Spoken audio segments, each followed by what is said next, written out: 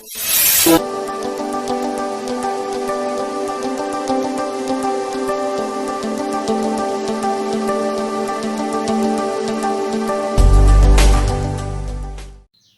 And hello student, इस lecture में अपन exercise 3.3 start करने वाले हैं। प्रीवियस लेक्चर के अंदर अपन ने इनवर्स ट्रिग्नोमेट्रिक फंक्शन की थ्योरी और उससे रिलेटेड जो प्रॉपर्टीज थी वो अपन ने देखा हुआ है। तो थ्योरी और प्रॉपर्टीज इनका यूज करके अपने को एक्सरसाइज 3.3 क्या करना है, सॉल्व करना है। तो 3.3 उसमें का क्वेश्चन नंबर 1 बोर्ड पे लिखा हुआ है, फाइंड द प्रिंसिपल वैल्यू। एक अपने प्रिंसिपल सॉल्यूशन और जनरल सॉल्यूशन देखा था। Principal solution is a finite number of times and it lies between 0 to 2 pi. General solution means infinite number of times, जितने बार अपन उसको रोटेट करेंगे उतने अपने को आंसर क्या होते हैं, जनरलाइज होते रहेंगे, मतलब आंसर अपने को मिलते रहेंगे। यहाँ पे अपन बात कर रहे हैं प्रिंसिपल वैल्यू की। प्रिंसिपल सॉल्यूशन आपको पता है, जनरल सॉल्यूशन आपको पता है, अब अपन बात करेंगे प्रिंसिपल वैल्यू की। प्रिंसिपल वैल्यू का मतलब पहले अपन समझ लेते हैं। Principal value means numerically smallest value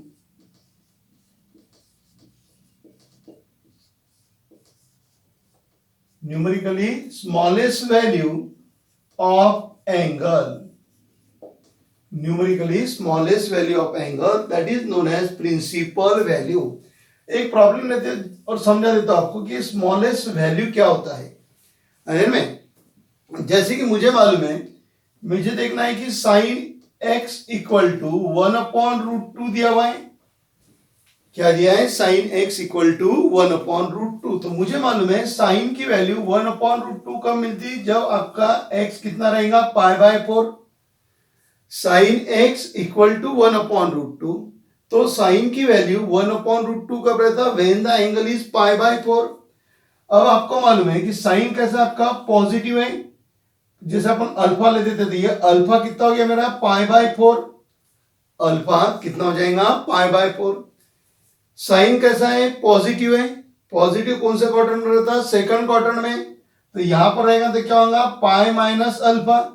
alpha की वैल्यू कितनी है, π/4। तो सेकंड क्वाड्रेंट का अगर मुझे एंगल लेना है तो मैं क्या लूंगा, पाई माइनस π/4, यानी कितना हो गया ये 3π/4।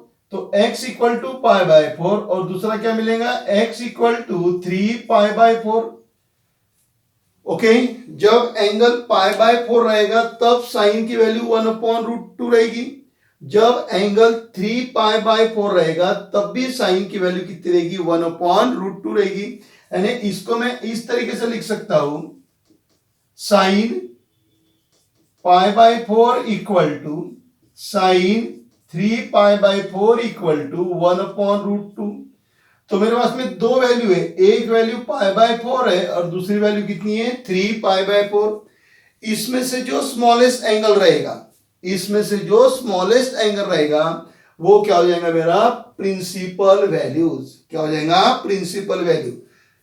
तो इसमें से स्मॉलेस्ट कौन है, π/4। सो π/4 बिलोंग्स टू कौन था, ये साइन। साइन की रेंज अपने को मालूम है, साइन की रेंज कितनी है, -π/2 से π/2।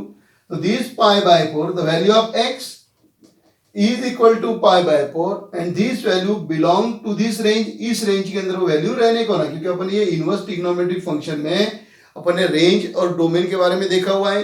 तो साइन फंक्शन की रेंज कितनी रही थी, -π/2 से π/2 तक। तो π/4 इसमें लाए होता है, यस और no. So that's why π/4 is the principal solution of this problem. समझ गया? दो वैल्यू मिलेगी, दो में से जो छोटी वैल्यू रहेगी वो वैल्यू मतलब क्या होता है अपना, प्रिंसिपल वैल्यू। तो principal value means numerically smallest value of an angle. समझ में आ गया? ओके, अब चलेंगे अपन इसको सॉल्व करेंगे। साइन इनवर्स 1/2 दिया हुआ क्या है, पहले उसको अपन लिख लेते हैं। पहले अपन आधे मार्क की तो 100 लगा लेते। ये आपको दिया हुआ है गिवन, फिर लिख दिया मैंने let sine inverse 1/2 equal to x. Sine inverse 1/2 equal to x. इसको आप इधर भेज दो, ये हो गया 1/2 equal to sine x, sine inverse है। बाय द डेफिनेशन जब ये इधर चले जाएगा तो ये क्या बन जाएगा साइन एक्स, और ये क्या हो जाएगा 1/2। चाहे तो यहां पे लिख सकते हैं by definition, by definition. So that is एकदम सिंपल प्रॉब्लम है बिल्कुल। Sine x equal to 1/2, sine की वैल्यू 1/2 कब रहती, साइन की वैल्यू 1/2 कब रहती,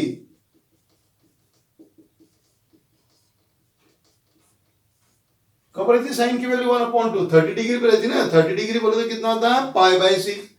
तो साइन एक्स इक्वल टू 1/2, तो साइन की वैल्यू 1/2 कब रहती है, when the angle is π/6।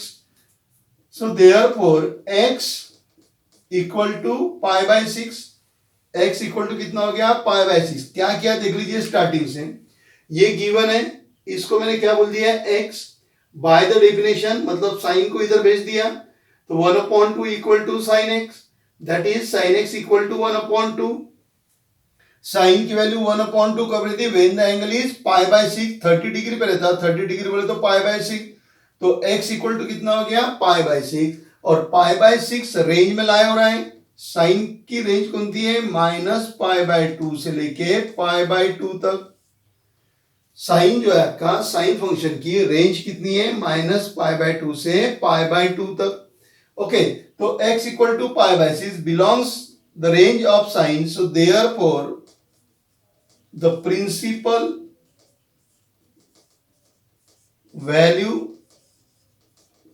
Is x equal to π/6, क्योंकि फर्स्ट क्वाड्रेंट में है ना, तो x equal to π/6 smallest value.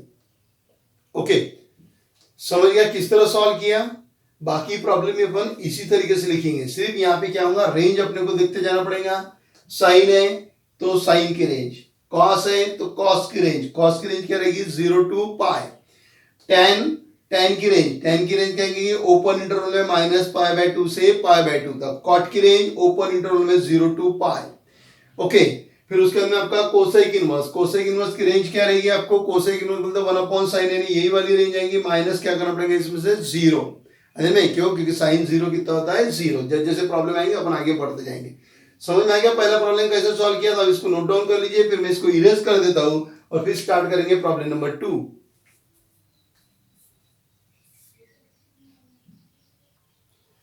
Problem number 2, cosec inverse 2,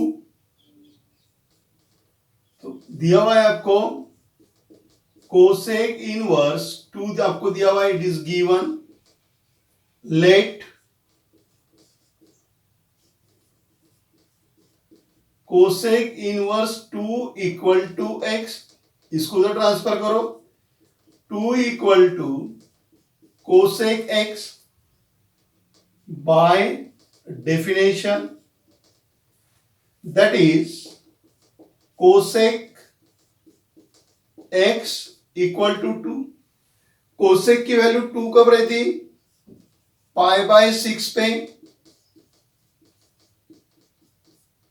cosec 2, cosec 2 नहीं समझ में आता तो उसको साइन बोल दो, साइन की वैल्यू 1/2 हो जाएगी। कोसेक x इक्वल टू 2 हो गया, मतलब साइन x इक्वल टू कितना हो गया 1/2, और 1/2 साइन कब रहता π/6 पे। तो cosec x equal to cosec π/6, so therefore x equal to π/6 belongs to, cosec की रेंज क्या है -π/2 टू π/2, और उसमें से 0 क्या करना पड़ेगा अपने को, माइनस करना पड़ेगा, क्योंकि इस इंटरवल में 0 आएगा और इस इंटरवल में 0 आ गया तो वो भी क्या हो जाएगा इन्फिनिट, तो इसको हो गया 0, तो -π/2 से π/2। x की वैल्यू π/6 मिली, π/6 वैल्यू इस इंटरवल में लाई होती है और इस इंटरवल में 0 अपने को नहीं होना करके 0 को अपन ने बाहर कर दिया।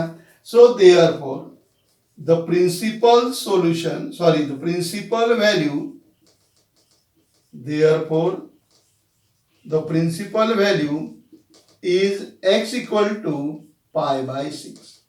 तो प्रिंसिपल वैल्यू क्या हो जाएगी x equal to π/6। Okay, third number का प्रॉब्लम, थर्ड नंबर के प्रॉब्लम दिया है tan इनवर्स -1, tan इनवर्स -1। तो चलिए लिख लेते हैं इसको, tan inverse -1 given, let tan inverse -1 equal to x। Okay, अभी अपने दोनों प्रॉब्लम सॉल्व किए, उसमें एंगल क्या था, पॉजिटिव था, तो अपने को प्रॉपर्टी यूज करने की जरूरत नहीं की। यहाँ पे एंगल कैसा है, निगेटिव है, तो निगेटिव एंगल की प्रॉपर्टी पहले यूज कर लेते हैं। निगेटिव एंगल की प्रॉपर्टी क्या आपके हाथ में, tan inverse -x equal to minus tan inverse x। Here we use the property because the angle is negative, negative angle है तो उसकी प्रॉपर्टी यूज कर लेंगे अपन। tan इनवर्स -x, तो क्या है tan इनवर्स -x की प्रॉपर्टी, माइनस tan इनवर्स है because it is the odd function. So tan inverse -x that is equal to minus tan inverse x। Previous lecture के अंदर अपन ये प्रॉपर्टी देखी हुई है। ओके, तो with the help of this property we can write it as minus tan inverse 1 equal to x, minus tan inverse x equal to 1, sorry tan inverse 1 equal to x। ये property के हिसाब से लिख दिया अपन ने। अब tan inverse 1, tan को इधर ट्रांसफर कर देंगे, ये जो tan इनवर्स है इसको इधर ट्रांसफर कर देंगे, या tan इनवर्स 1 की वैल्यू डायरेक्ट लिख दिया तो भी चलेगा।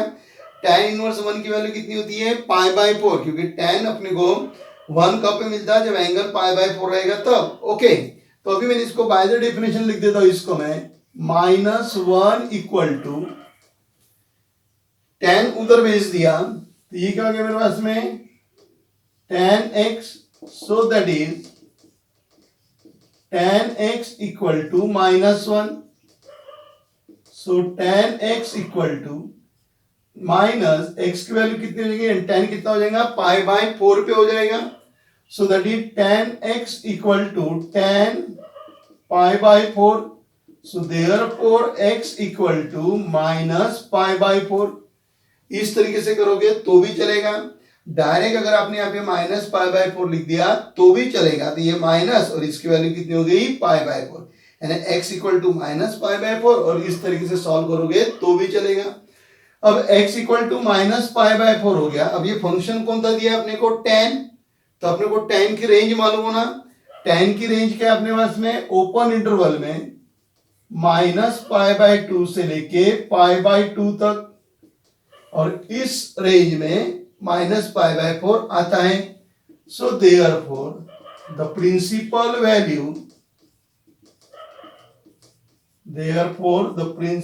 Value is x equal to -π/2।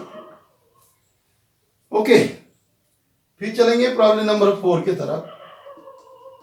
Problem number 4 में क्या दिया है, tan इनवर्स -√3, ये आपको दिया हुआ है। चलो इसको सॉल्व कर लेते हैं। tan इनवर्स -√3 गिवन, ये आपको दिया हुआ है। ओके, इसी तरीके से सॉल्व करेंगे। Let tan inverse -√3 equal to x, use the property tan inverse minus x equal to minus tan inverse x, so minus tan inverse √3 equal to x, इसको उधर भेज दो तो -√3 equal to tan x, so that is tan x equal to -√3, tan x equal to minus, tan की वैल्यू √3 उधर मिलेगी, इधर रहे तो 1/3 होता, उधर रहता तो कितना होता, √3 होता है, सॉरी 1/√3 होता है इधर, उधर कितना होगा √3, उधर बोले तो 60 डिग्री, और 60 डिग्री बोले तो कितना होता है π/3 हो गया। So therefore x equal to -π/3, x equal to -π/3 and -π/3 is lies in this range, so it belongs to the -π/2 to π/2. So therefore the principal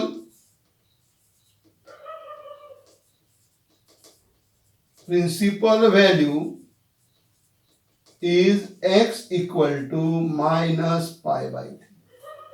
okay, कुछ ज्यादा कॉम्प्लिकेटेड वाले प्रॉब्लम नहीं है, सिर्फ आपको इसके अंदर ये प्रॉपर्टीज आपको पता होना चाहिए। इनकेस अगर आपको ये नहीं समझ में आ गया है तो इसको इधर डाल दो। ये जब अपन डायरेक्ट इधर ट्रांसफर करेंगे तो माइनस वन इक्वल टू क्या मिल जाएगा अपने को, tan x। कैसा भी करेंगे तो सेम ही आंसर आता है। ओके, तो आप इसको नोट डाउन कर लीजिए और फिर चलेंगे अपन प्रॉब्लम नंबर 5 के तरफ।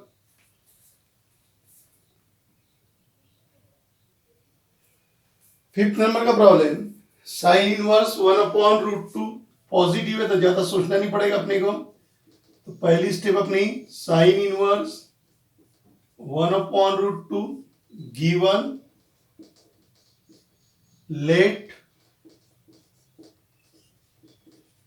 Sign inverse 1/√2 equal to x।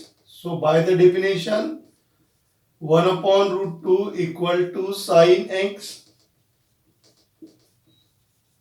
By definition, that is sin x equal to 1/√2। sin की वैल्यू 1/√2 कब रहती, when the angle is pi by 4। so therefore x equal to pi by 4 is lies in the range of minus pi by 2 to pi by 2। Sine की ये range है minus pi by 2 से लेके pi by 2 तक, और पाई by 4 इसमें लाए होता है। So therefore the principal value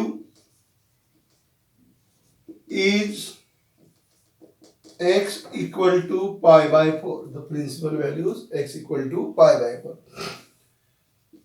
6 number का problem, cos inverse minus 1/2 cos inverse minus 1/2 ये आपको दिया हुआ है। cos inverse minus 1/2 it is given. Okay, let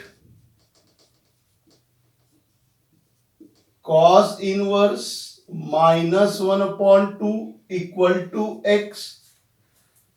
cos inverse minus 1/2 equal to x। Property use करेंगे, नेगेटिव एंगल है, property use कर लो। कौन सी प्रॉपर्टीज है, cos inverse minus x equal to pi minus cos inverse x। See the previous lecture for the properties.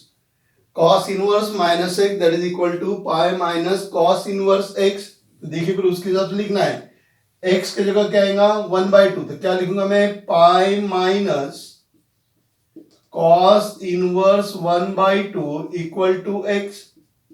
Pi minus cos inverse 1/2, cos की value 1/2 कब होती, 60 डिग्री पे होती है। 60 डिग्री बोले तो क्या लिखूं मैं यहाँ पे, cos की वैल्यू 1/2 उधर होती, उधर बोले तो क्या हो गया 60 डिग्री। 60 डिग्री बोले तो pi by 3 equal to x। So it is 3 pi minus pi upon 3 equal to x। So 2 pi upon 3 equal to x. So x equal to 2 pi upon 3 belongs to, अब देखो cos की range कितनी रहती, देखो क्या range रहती cos की, जैसे sin की रेंज है ना, वैसे cos की रेंज कितनी है 0 to pi। So therefore the principal value is x equal to 2 pi upon 3। the principal value is x equal to 2 pi upon 3। समझ में? तो इस तरीके से अपने क्वेश्चन नंबर 1 में जो प्रॉब्लम थे वो क्या किए, सॉल्व किए। क्या किए क्वेश्चन नंबर 1 में, किस टाइप के प्रॉब्लम थे, to find out the principal values. Principal value means smallest numerical value of that angle. Okay, जो सबसे छोटा रहेगा वो उसका क्या हो जाएगा, प्रिंसिपल सॉल्यूशन हो जाएगा। तो आप इसको नोट डाउन कर लीजिए और फिर अपन क्वेश्चन नंबर 2 के लिए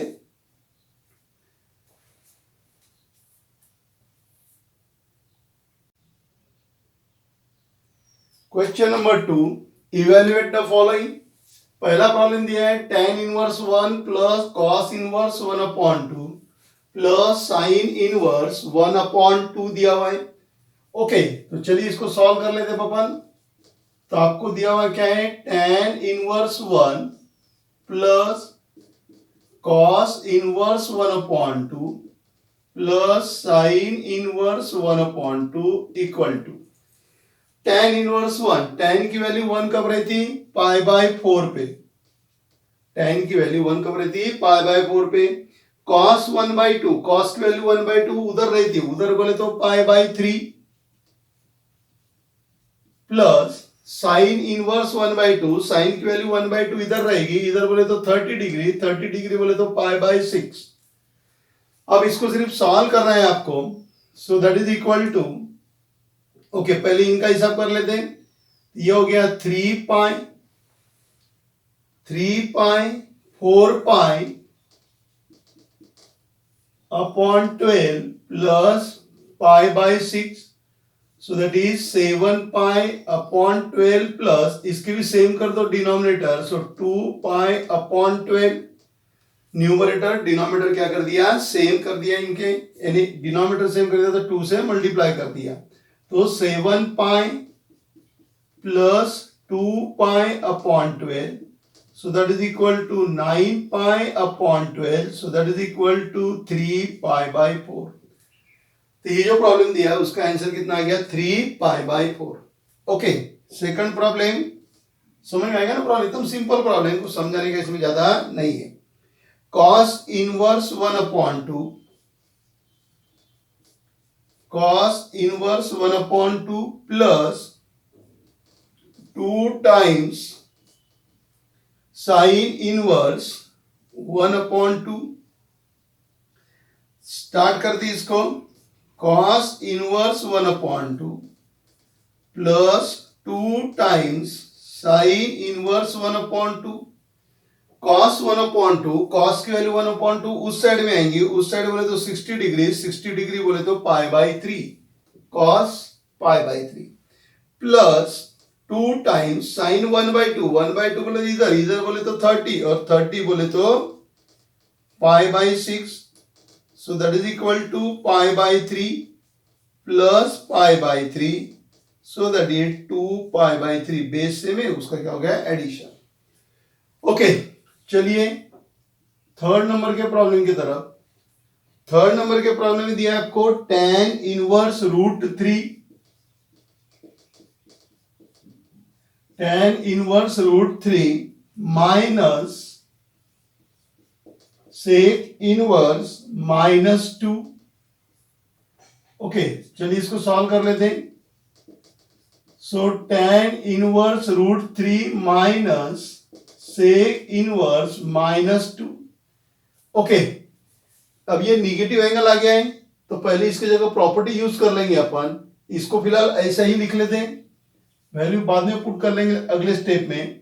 तो tan इनवर्स √3 सेक इनवर्स, इसकी प्रॉपर्टी यहां लिखता हूं, sec inverse minus x equal to pi minus sec inverse x, because it is the even function, sec inverse minus x that is equal to pi minus sec inverse x।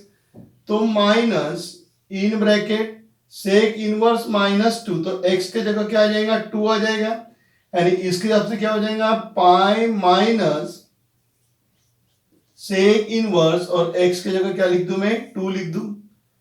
So that is equal to tan inverse √3 minus pi plus sec inverse 2।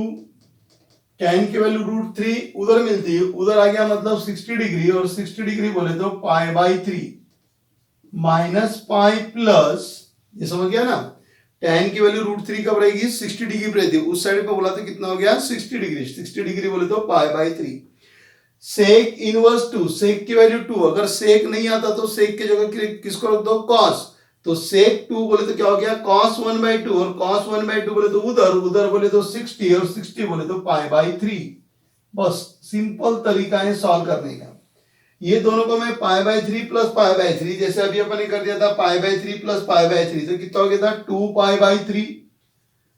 तो इसको लगा दिया 2π/3 minus pi, अब solve कर लिया, 2 pi minus 3 pi upon 3, so that is equal to minus pi by 3। कितना हो गया answer? Minus pi by 3। Okay, अब रह गया नंबर फोर्थ वाला, वो यही शॉर्टकट में ही सॉल्व कर देते। नंबर फोर्थ वाला क्या दिया है? नंबर फोर्थ किसमें देखिए, cosec inverse minus root 2 plus cot inverse root 3। एक बार फिर से देख लो, cosec inverse minus root 2 plus cot inverse root 3। Okay, चलिए सॉल्व करते हैं वापस इसको। प्रॉपर्टी अप्लाई कर लेते इसमें, cosec inverse minus x, cosec inverse minus x equal to minus cosec inverse x, so minus cosec inverse root 2 plus cot inverse root 3 minus cosec root 2। Cosec अगर नहीं समझता है तो sine 1 upon root 2, sine 1 upon root 2 means 45 degree, means pi by 4 plus cot root 3। Cot root 3 इधर आता है, cot root 3 किधर आएगा? इधर। इधर बोले तो 30, 30 बोले तो pi by 6, so that is equal to cross multiplication minus 6 pi plus 4 pi upon 24, so that is equal to minus 2 pi upon 24, तो माइनस पाई अपॉन 12। कितना हो गया? Minus pi upon 12। आई बात ध्यान में? तो ये जो क्वेश्चन नंबर 2 जो था, इसके अंदर एकदम सिंपल प्रॉब्लम था। सिर्फ आपको 10th स्टैंडर्ड का जो ट्रिग्नोमेट्री का टेबल था कि कौन से एंगल पे कौन सी वैल्यू आती, उतना आपको पता होना चाहिए। और ये प्रॉपर्टीज जो अपने यूज किया हुआ है ना, इवन फंक्शन और ऑड फंक्शन के लिए, वो वाली प्रॉपर्टीज आपको मालूम होना चाहिए। आया ध्यान में? तो आप क्वेश्चन नंबर 2 अभी आपका सॉल्व हो चुका है, आप इसको नोट डाउन कर लीजिए और फिर चलेंगे अपन क्वेश्चन नंबर 3 की तरफ। Okay, so take the screenshot और नोट डाउन।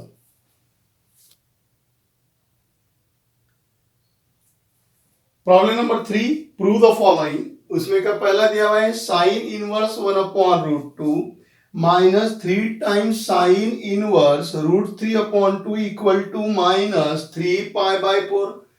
प्रूव दैट है तो आंसर का टेंशन ही नहीं है, क्योंकि यहीं पर ही आपको क्वेश्चन और वहीं पर ही क्या दिया हुआ है? आंसर दिया हुआ है। Means you have to show that left hand side is equal to right hand side.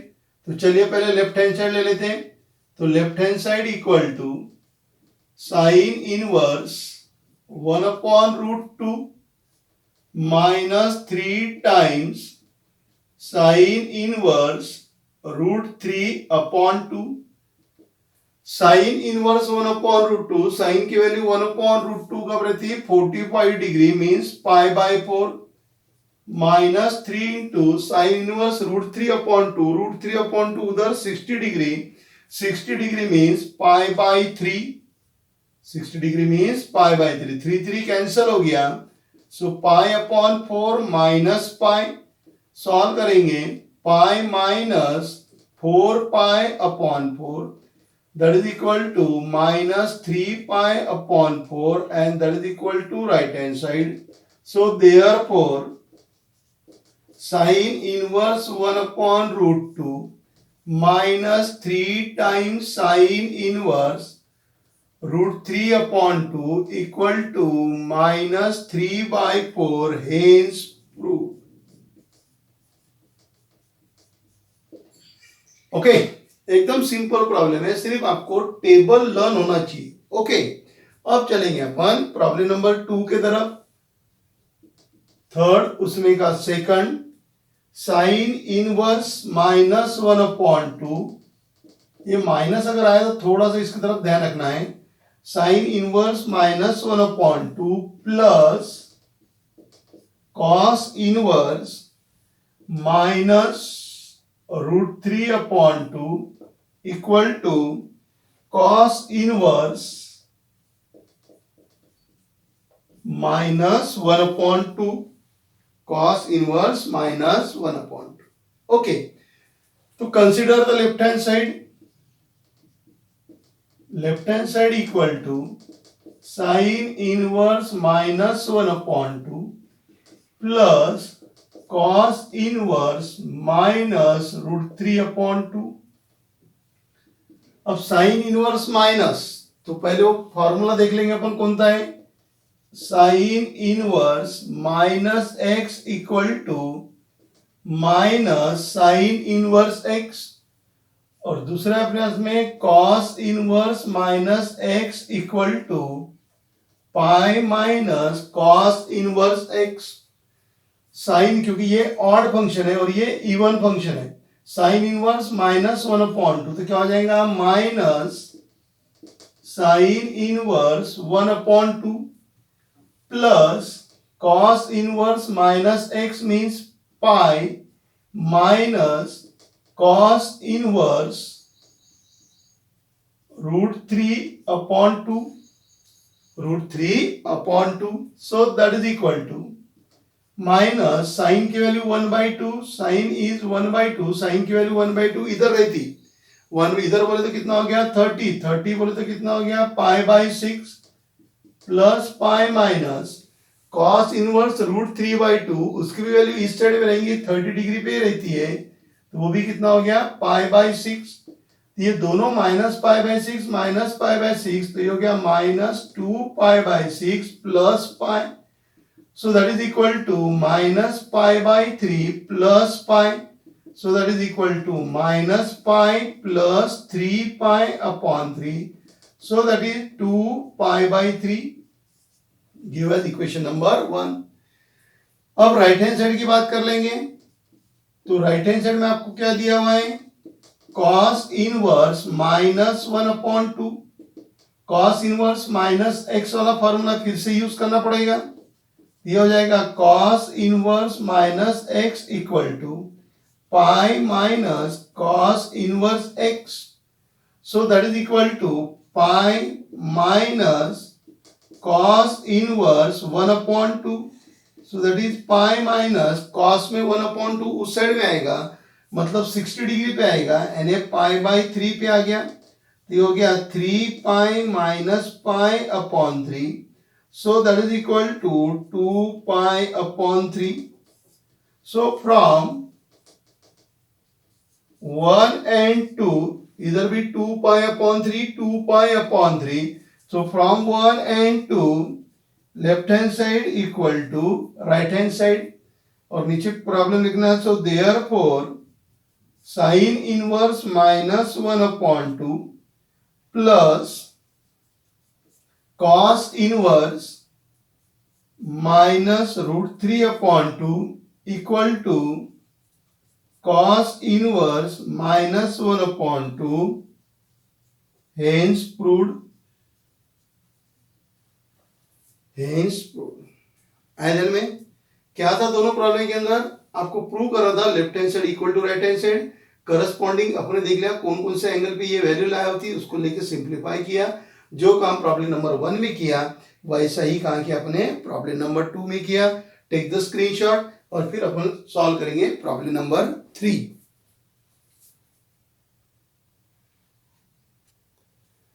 Problem number 3, sine inverse 3/5 plus cos inverse 12/13 equal to sine inverse 56/65। अब ये थर्ड नंबर का प्रॉब्लम है, इसको थोड़ा सा अलग तरीके से सॉल्व करना है, जैसे अपन ने प्रॉब्लम नंबर 1 और प्रॉब्लम नंबर 2 क्या किया था, सॉल्व किया था, उससे थोड़ा ये अलग तरीके से। क्यों? क्योंकि साइन में 3/5 वैल्यू नहीं आती, अभी तक आपने जो प्रॉब्लम सॉल्व किया उसमें वैल्यू क्या थी, 1/2 थी, 1/√3 था इधर में, या फिर आपके पास में क्या था √3/2, ऐसे अलग अलग वैल्यू थी जो स्टैंडर्ड एंगल पे वैल्यू थी और उनके करस्पॉन्डिंग एंगल अपने को मालूम था। अगर जैसे यहाँ 1/2 तो अपन देखते थे साइन की वैल्यू 1/2 कब आती, 30 डिग्री पे आती, 30 डिग्री बोले तो क्या लिखते थे अपन, π/6 लिखते थे, लेकिन यहाँ पे साइन के टेबल में 3/5 वैल्यू नहीं आती, 12/13 वैल्यू कॉस में नहीं आती, साइन इनवर्स साइन में भी ये वैल्यू नहीं आती, तो ये स्टैंडर्ड वैल्यू न होने की वजह से इनको थोड़ा सा अलग तरीके से क्या करना है, अपने को सॉल्व करना है। ओके, नोट डाउन करके जो मैंने आपको बताया कि साइन के टेबल में 3/5 नहीं आता, कॉस के टेबल में 12/13 नहीं आता, तो ये वाले प्रॉब्लम्स अपन 1 और 2 के जैसा सॉल्व नहीं करेंगे, थोड़ी सी अलग मेथड लेके सॉल्व करेंगे इसको। ओके, तो चलिए फिर इसको सॉल्व कर लेते हैं। इसको लेता हूं पहले मैं, let sine inverse 3/5 equal to x, so therefore 3/5 equal to sine x, sine इधर चले गया, by definition, so therefore sin x equal to 3/5, sin x की वैल्यू कितनी हो गई 3/5। फिर आपको मालूम है, we know sin square x plus cos square x equal to 1। sin x की वैल्यू पुट कर देता 3/5 उसका square plus cos square x equal to 1, 3 का स्क्वायर 9, 5 का square 25 plus cos square x equal to 1, cos square equal to 1 minus 9/25, so that is cos square x equal to 25 minus 9/25, cos square x equal to 25 minus 9 means 16/25. So therefore cos x equal to 4/5.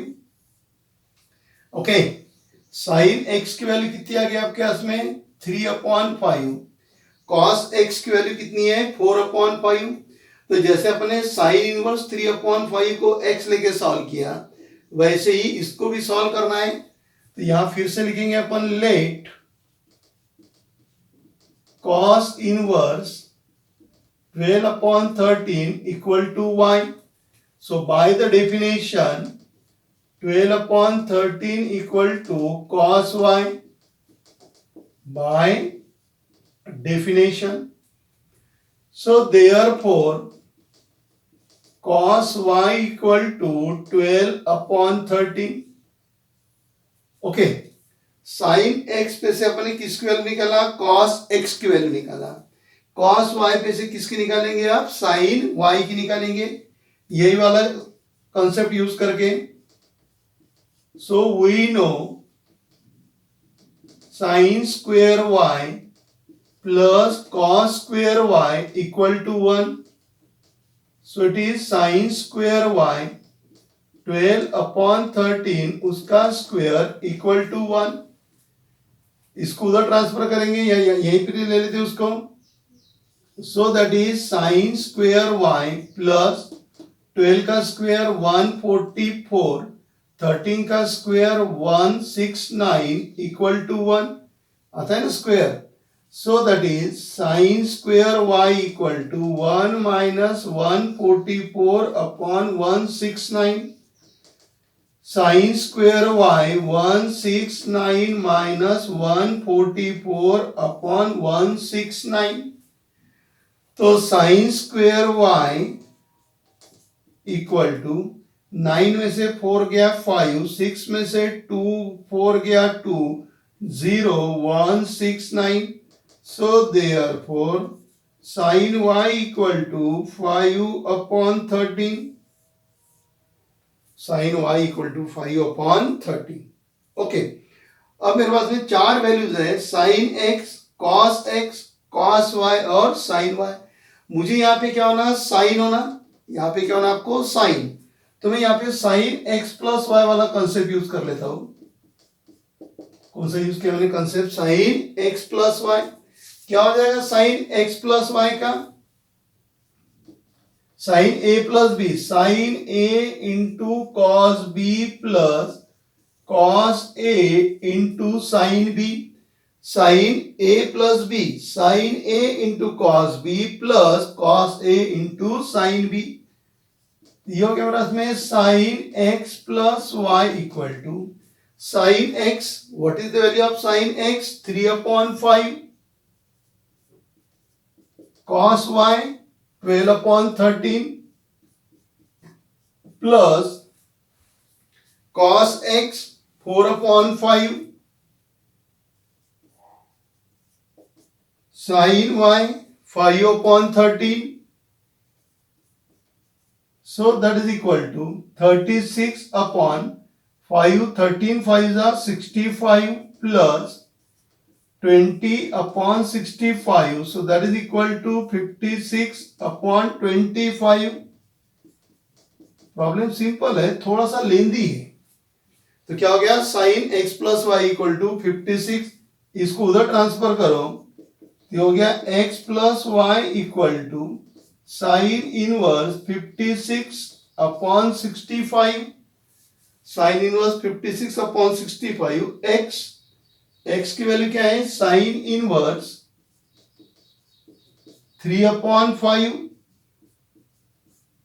Plus y की value क्या है, cos inverse 12/13 equal to sine inverse 56/65 hence prove.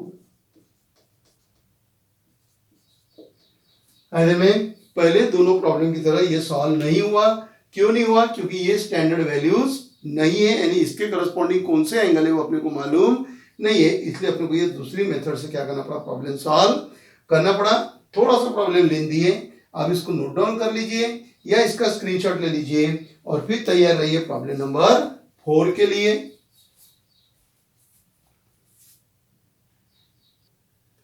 Problem number 4, cos inverse 3/5 plus cos inverse 4/5 equal to π/2. अब ये 1 और 2 के जैसा solve नहीं होगा, क्योंकि cos के टेबल में 3/5 नहीं आता, cos के टेबल में 4/5 भी नहीं आता, यानी प्रॉब्लम नंबर 1 और प्रॉब्लम नंबर 2 के जैसा सॉल्व नहीं होगा. फिर अपने थर्ड नंबर का प्रॉब्लम सॉल्व किया था, तो थर्ड नंबर के प्रॉब्लम में क्या था, इधर साइन इनवर्स 3/5 और इधर क्या था, cos इनवर्स 12/13. थर्ड नंबर का प्रॉब्लम जैसा था वैसा ही इसको सॉल्व करना है, लेकिन एग्जैक्टली थर्ड नंबर के प्रॉब्लम के जैसा सॉल्व नहीं हुआ. क्यों, क्योंकि वहां पे दोनों अपोजिट थे, एक तरफ साइन इनवर्स था और एक तरफ cos इनवर्स था. यहाँ पे दोनों सेम है, यहाँ पे दोनों सेम है, यानी थोड़ी अपन किसकी हेल्प लेंगे, प्रॉब्लम नंबर 3 की हेल्प लेंगे, थोड़ी सी, ज्यादा नहीं. क्यों, क्योंकि यहाँ पे दोनों सेम है. अगर दोनों अपोजिट रहते थे तो अपन पूरा का पूरा प्रॉब्लम थर्ड के जैसा ही क्या करते थे, सॉल्व करते थे. ओके, तो देख लीजिए इसको कैसा सॉल्व करना है. इसको मैं x बोल देता हूं. So let cos inverse 3/5 equal to x. So therefore 3/5 equal to cos x by definition. Okay, so therefore cos x equal to 3/5. we know sin square x plus cos square x equal to 3/5. Oh sorry, sin square x plus cos square x equal to 1. So sin square x plus 3/5 square equal to 1. So sin square x plus 9/25 equal to 1. 1 minus 9/25. So that is sin square x 25 minus 9/25. Sin square x 16/25. Taking square root both the side, so sin x equal to 4/5. So therefore x equal to sin inverse 4/5. ये step को note down कर लो. है, पिछले problem में अपन ऐसा नहीं लिखा था. क्या किया था अपने, cos x पे से sin x निकाला था और cos y पे से क्या निकाला था अपने, sin y निकाला था वहां पे. है ना, ये दोनों सेम होने की वजह से ये थोड़ी सी मेथड यहां से क्या हो जाएगी, अपनी चेंज हो जाएगी. तो क्या हो जाएगा इसमें, x equal to sine inverse 4/5. x यहां पे दिया हुआ है, इसको मैं इक्वेशन 1 दे देता हूं. So therefore equation 1 implies cos inverse 3/5 equal to equal to x, और एक्स बोले तो कौन है, sine inverse 4/5. Okay, cos inverse 3/5 equal to x. तो x equal to this term, so this x is replaced by this value, so sin inverse 4/5. Then we consider the left hand side. Left hand side पे आ गए अपन, cos inverse 3/5 plus cos inverse 4/5, that is equal to cos inverse 3/5 is nothing but cos inverse 3/5 किसके बराबर है, sin inverse 4/5 के बराबर. सो sin inverse 4/5 plus cos inverse 4/5 from 2. cos inverse 3/5 की value कितनी है, sin इनवर्स 4/5. तो ये cos इनवर्स 3/5 कैसे रिप्लेस करेंगे अपन, sin इनवर्स 4/5. फिर अपने पास में एक और प्रॉपर्टीज है, कौन सी, sine inverse x plus cos inverse x equal to π/2. ये एक अपने पास में प्रॉपर्टीज है, sine inverse x plus cos inverse x equal to π/2. Previous lecture में अपन उसको देखा हुआ है. तो sine inverse x plus cos inverse x, दोनों एंगल सेम है ना, तो sine inverse x plus cos inverse x that is π/2 and that is equal to right hand side. और वही आपको प्रूव करना है. So therefore cos inverse 3/5 final answer लिखना पड़ता है, क्योंकि फाइनल आंसर को हाफ मार्क रहता है इधर में, तो बेवजह अपने हाथ से अपने मार्क कट नहीं करना है. तो इसीलिए जितना हो सके उतना पूरा डिटेल और अच्छी तरीके से प्रॉब्लम क्या करना है, आपको सॉल्व करना है. तो cos inverse 3/5 plus cos inverse 4/5 equal to π/2 hence prove. इधर में तो प्रॉब्लम नंबर 3 और प्रॉब्लम नंबर 4 में डिफरेंस क्या है वो समझ लेना. प्रॉब्लम नंबर 3 और प्रॉब्लम नंबर 4 ये 1 और 2 के जैसे सॉल्व नहीं होते. दोनों में डिफरेंस ये है कि प्रॉब्लम नंबर 3 के अंदर एक साइन इनवर्स था और एक कॉस इनवर्स था, तो उसको अपने अलग तरीके से सॉल्व किया हुआ है. यहाँ पर दोनों सेम है, तो आधा प्रॉब्लम थर्ड के जैसा और बाकी ये अलग तरीके से क्या हुआ, प्रॉब्लम सॉल्व हुआ. ये दोनों प्रॉब्लम आप अच्छी तरीके से नोट डाउन कर लेना. पेपर में अगर आएगा तो आपको ये मेथड्स पता होना चाहिए. अगर आपको पता नहीं है तो आपका प्रॉब्लम सॉल्व नहीं होगा. इधर में आप इसका स्क्रीनशॉट ले लीजिए और फिर तैयार रहिए प्रॉब्लम नंबर 5 के लिए.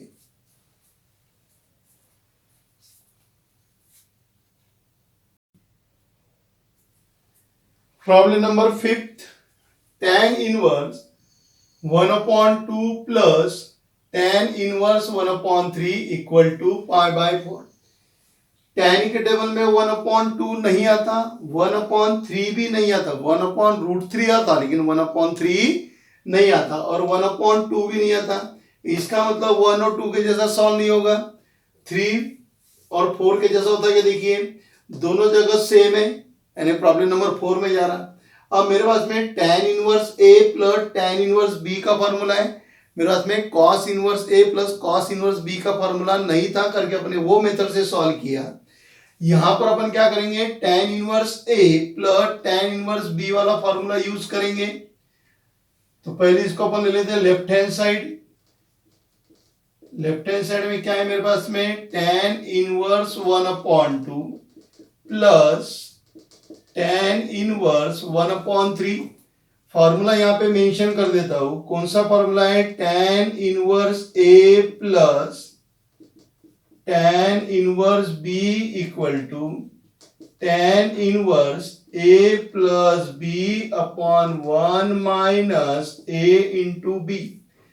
cos inverse a plus cos inverse b का फॉर्मूला ना होने की वजह से अपने उसको दूसरे मेथड से सॉल्व किया. यहां पर मेरे पास में tan inverse a plus tan inverse b का फॉर्मूला है, तो मैं यहाँ पे फॉर्मूला क्या करूंगा, यूज करूंगा. आपको डिफरेंस मालूम होना चाहिए कि कौन सा प्रॉब्लम किस तरीके से सॉल्व हो रहा, और वही लॉजिक क्यों लग रहा वो भी अपने को समझ में आने को ना. कि क्वेश्चन नंबर 1 और क्वेश्चन नंबर 2 में अपने देखा कि वो जो अपने को साइन इनवर्स 1/2 था, 1/√2 था, वो स्टैंडर्ड एंगल की वैल्यू थी, उसके करस्पॉन्डिंग एंगल अपने को मालूम था, तो इसलिए 1 और 2 को अपने डायरेक्ट क्या क्या सॉल्व किया। थर्ड और फोर्थ स्टैंडर्ड वैल्यू न होने की वजह से उसको अपने को दूसरा तरीका यूज करना पड़ा। थर्ड वाले के अंदर दोनों अलग अलग थे, साइन इनवर्स था, कॉस इनवर्स थे, करके अपने उसको अलग तरीके से सॉल्व किया। फोर्थ वाले में दोनों सेम थे, तो इसलिए आधा प्रॉब्लम कैसे सॉल्व किया अपन ने, थर्ड के हिसाब से सॉल्व किया, क्योंकि अपने पास में फॉर्मूला नहीं था। फिफ्थ वाले में भी वही है कि इनकी वैल्यूज अपने को मालूम नहीं है, लेकिन अपने को फॉर्मूला मालूम है, tan inverse a plus tan inverse b that is equal to tan inverse a plus b upon 1 minus a into b, तो वो वाला फॉर्मूला अपन यूज करेंगे। Okay, so tan inverse a plus tan inverse b, तो tan inverse a plus b upon 1 minus a into b, so that is equal to tan inverse, अब सिर्फ simplify करना है, cross multiplication 3 plus 2 upon 6, 1 minus 1 upon 6, so that is tan inverse 5 upon 6, 6 minus 1 upon 6, so that is equal to tan inverse 5 upon 6, 5 upon 6, so that is equal to tan inverse 1, और tan की value 1 कब रहती है, when the angle is pi by 4. Okay, so that is equal to right hand side. फिर final answer में पूरा problem, therefore tan inverse 1 by 2 plus tan inverse 1 by 3 equal to pi by 4, hence proved. Okay, चलिए अब इसी में का problem number 6 ले लेते हैं। What is given in problem number 6, 2 times tan inverse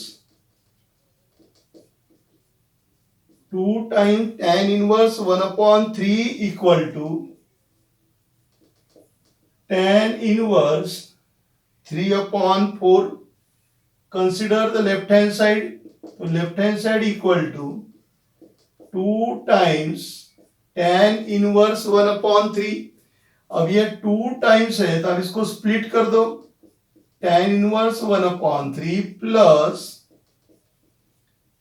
tan inverse 1 upon 3 हो जाएगा ना। जैसे ट्वाइस एक्स अगर मेरे पास में है, तो ये ट्वाइस एक्स को मैं ऐसा लिख दूं ना, x प्लस एक्स, तो ये 2 टाइम्स है, तो tan inverse 1 upon 3 plus tan inverse 1 upon 3, ये यही वाला फॉर्मूला अपन यूज करेंगे।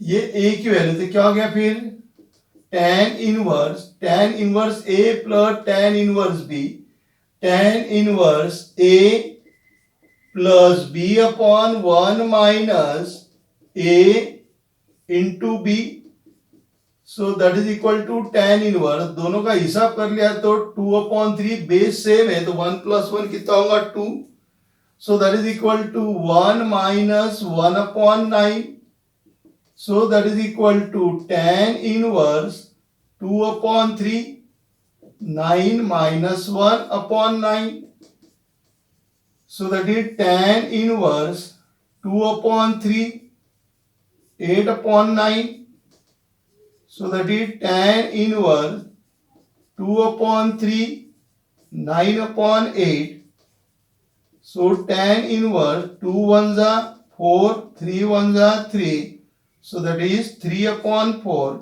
and tan inverse 3 upon 4 is nothing but the right hand side.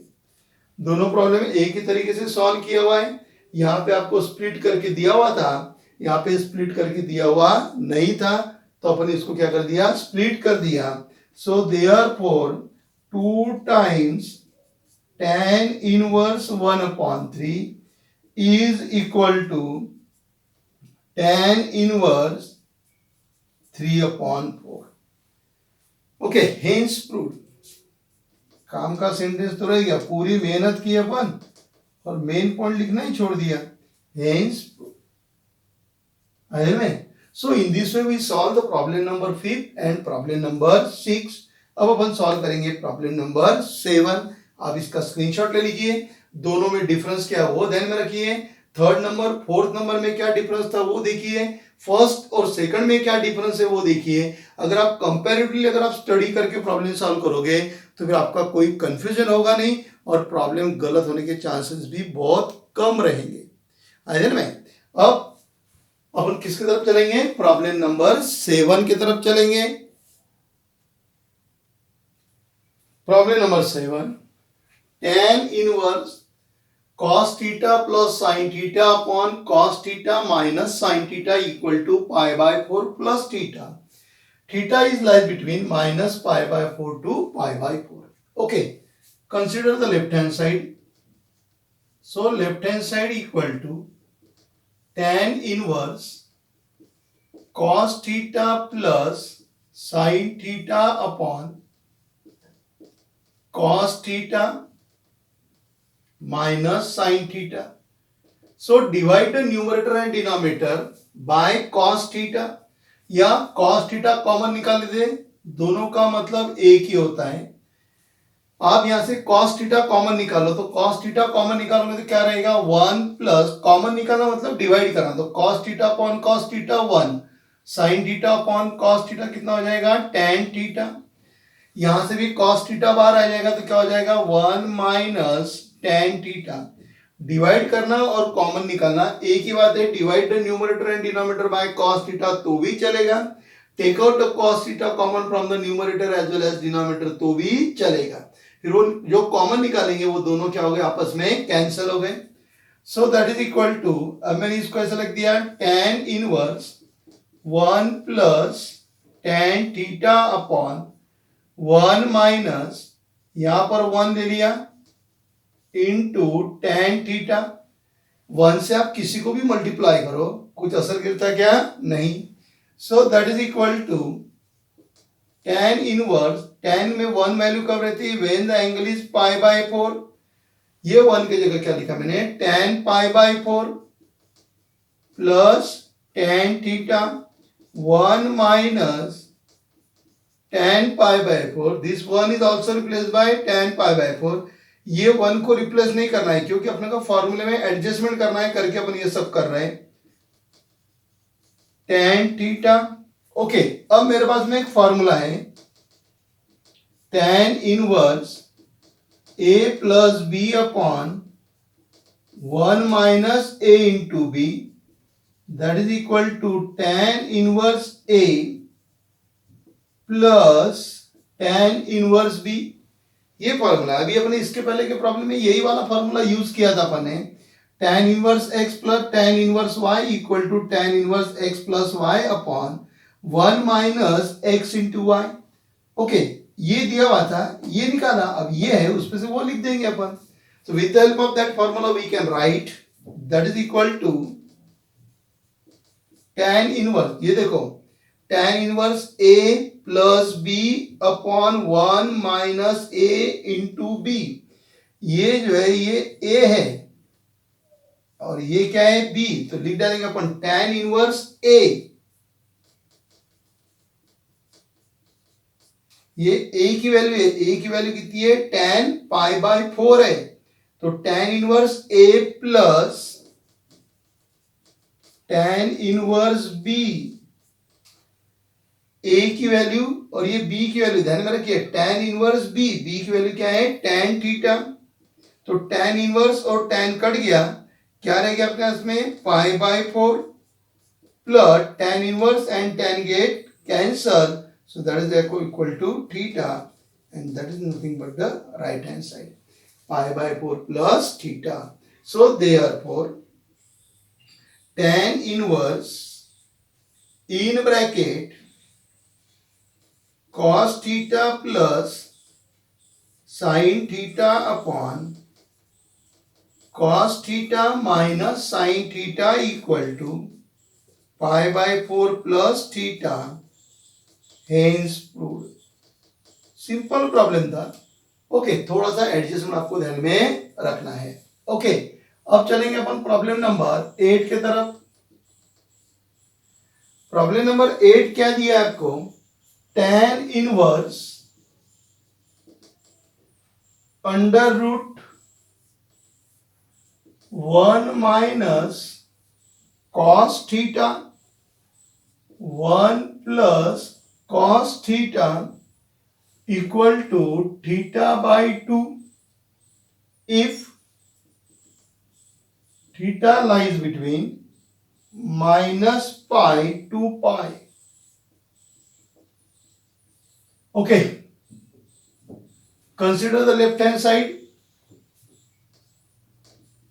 Left hand side equal to tan inverse under root 1 minus cos theta 1 plus cos theta. So that is equal to tan inverse under root 1 minus cos theta. What is the value of 1 minus cos theta? 2 times sin square theta by 2. 1 plus cos theta 2 times cos square theta by 2. ठीक है, 1 minus cos theta की value क्या है? 2 times sign square theta by 2 और 1 plus cos theta की वैल्यू 2 cos square theta by 2. ये दोनों वैल्यू कहां से निकला पता है अपने को? कॉस 2 थीटा के फॉर्मूला है cos 2 theta equal to 1 minus 2 sine square theta by 2 वाला. ओके, तो वहां से ये दोनों वैल्यूज अपन ने निकाली हुई है. याद है ना वैल्यूज? यहां पे लिख दो क्या, कौन सा फॉर्मूला था? cos 2 थीटा के अपने इसमें 4 वैल्यूज है, उसमें से ये एक वैल्यूज. ओके, यहां पर डबल है, यहां सिंगल हो गया, यहां पे थीटा है तो क्या होगा? थीटा बाई 2 हो जाएगा. ये वाली टर्म्स, इस टर्म को इधर ट्रांसफर करेंगे प्लस और ये इधर चल जाएगा तो आ गया फिर. तो ये 2 और 2 कैंसिल हो गया. So that is equal to tan inverse sine square upon cos square, यानी क्या हो गया? tan square. फिर स्क्वायर और स्क्वायर रूट कट गया तो क्या रहेगा आपके पास में? tan. तो tan इनवर्स और tan कैंसिल हो जाएगा तो क्या रहेगा? Theta by 2. और थीटा बाई 2 बोले तो क्या हो गया आपका? Right hand side. So therefore tan inverse under root 1 minus cos theta upon 1 plus cos theta equal to theta by 2 hence proved. क्या किया अपन ने प्रॉब्लम नंबर 8 के अंदर?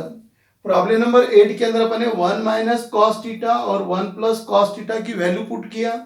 कहां से? कॉस 2 थीटा पे से. जैसे 1 माइनस 2 साइन स्क्वायर थीटा है, कॉस में क्या रहता था? 2 कॉस स्क्वायर थीटा माइनस 1. फिर इनको काट पीट कर दिया तो sine square upon cos, sine upon cos क्या होता? tan. यानी tan स्क्वायर हो गया तो स्क्वायर और स्क्वायर रूट कट गया तो tan थीटा बाई 2 और tan inverse tan that is nothing but the theta by 2 that is equal to the right hand side. है ना? तो आप देख लीजिए पहले इसको अच्छी तरीके से, आप इसको नोट डाउन कर लीजिए.